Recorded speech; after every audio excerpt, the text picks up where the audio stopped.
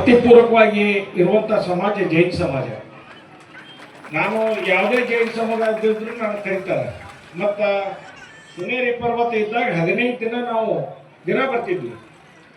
Guest ಕರ್ಕೊಂಬರೋದು ನಮಗೆ ಅಧ್ಯಕ್ಷತೆ ನಮ್ಮದೇ ಇರ್ತಿತ್ತು. ಎಲ್ಲರನ್ನೂ ಕರ್ಕೊಂಬಂದು ಕಳಿಸುತ್ತಾನ ನಾನು ಮತ್ತು ನಮ್ಮ ಕೇಂದ್ರ ಸಚಿವರಾದ ಪ್ರಹ್ಲಾದ್ ಜೋಶಿ ಅವರು ಈ ಒಂದು ಸಮಾಜಕ್ಕೆ ನಾವು ನಿಲ್ತೀವಿ. ಮತ್ತು ಅವರ ಆಶೀರ್ವಾದದಿಂದ ಪೂಜ್ಯರು ಹೇಳಿದಂಗೆ ನಾನು ಮತ್ತು ನಮ್ಮ ಪ್ರಹ್ಲಾದ್ ಜೋಶಿ ಸಾಹೇಬರು ಈ ಪೂಜ್ಯರ ಆಶೀರ್ವಾದ ತಮ್ಮೆಲ್ಲರ ಆಶೀರ್ವಾದದಿಂದ ಭಾಳ ಕಷ್ಟ ಸಮಯದಲ್ಲಿ ಕೂಡ ನನ್ನ ಅತಿ ಹೆಚ್ಚು ಮತ ಕೊಟ್ಟು ಬೆನ್ನಿಗೆ ನಿಂತಂಥದ್ದು ಜೈನ ಸಮುದಾಯ.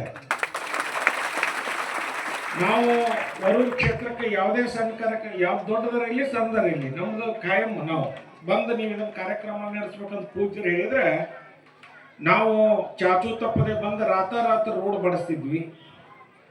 ಯಾಕಂದ್ರೆ ದೊಡ್ಡ ಕಾರ್ಯಕ್ರಮ ಹಮ್ಮಿಕೊಂಡಾಗ ಬಂದವರಿಗೂ ಅಸ್ತವ್ಯಸ್ತ ಆಗಬಾರ್ದು ಅಂತ ತಿಳ್ಕೊಂಡು ಅವನ್ನೆಲ್ಲ ಕಾರ್ಯಗಳನ್ನು ಮಾಡ್ಕೊತ ನಾವು ಮಾಡ್ಕೊತ ಬಂದ್ವಿ. ಮತ್ತು ಚೆಬ್ಬಿ ಗ್ರಾಮದೊಳಗೂ ಕೂಡ ನಾವು MLA ಆಗೋಕ್ಕಿಂತ ಮೊದಲ ರಸ್ತೆ ಕೇಳಿದ್ರೆ ರಸ್ತೆ ಮಾಡಿಸ್ತಿದ್ವಿ.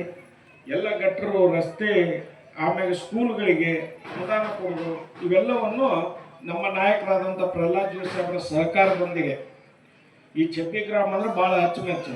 ಮತ್ತು ಇಲ್ಲಿ ಭಾಳ ಶಿಸ್ತುಬದ್ಧವಾದ ಜನ. ಈ ಪೂಜ್ಯರು ಹೇಳಿದ್ರು ನಮ್ಮ